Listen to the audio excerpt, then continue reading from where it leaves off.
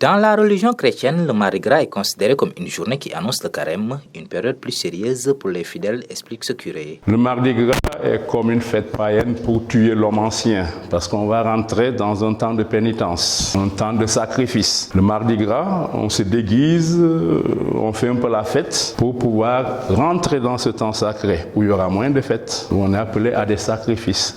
Donc le Mardi Gras, c'est comme la dernière fête avant la fête de Pâques.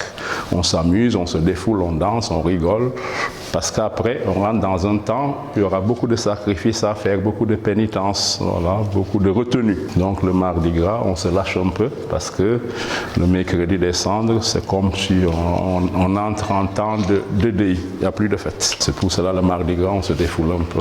Voilà. Mais dans l'église, ce n'est pas une obligation, ce n'est pas une fête en tant que telle. Une journée qui reste une fête, surtout pour les enfants, entre déguisement, rire et un moment de joie. Une période également attendue par ces derniers, nous confie cette dame. Aujourd'hui, c'est un jour spécial pour nous, pour tous les croyants.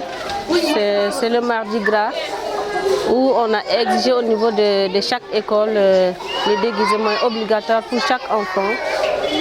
Et en partant de cela aussi, on demande aux parents d'amener les goûters partage. Donc dès au niveau du préscolaire, on montre déjà aux enfants à partager le peu qu'ils ont. Donc ce qui fait qu'il y a beaucoup de parents qui nous ont emporté des choses pour qu'on puisse les mettre ensemble et partager avec ces enfants-là. Cette année, le carême coïncide avec le début du Ramadan chez les musulmans, deux périodes religieuses différentes mais qui véhiculent des valeurs communes, souligne la dame, notamment le respect et le partage entre communautés. C'est une très belle coïncidence qu'on peut savoir que les musulmans et les chrétiens vont entrer en carême ensemble. Donc c'est quelque chose qu'on ne peut pas imaginer. On n'a jamais programmé, mais c'est tombé cette année comme ça. Donc l'interpellation de ma part, qu'on puisse vivre ce temps fort que nos différentes religions nous ont donné, c'est un temps de prière pour nous les chrétiens.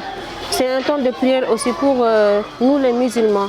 Un temps de conversion pour tout le monde, afin que la paix puisse revenir au niveau de notre pays, le Sénégal. Ainsi, entre la fête du Mardi Gras, le temps de conversation du carême et le début du Ramadan, chacun est invité à sa manière à vivre un moment de foi, de réflexion et de solidarité.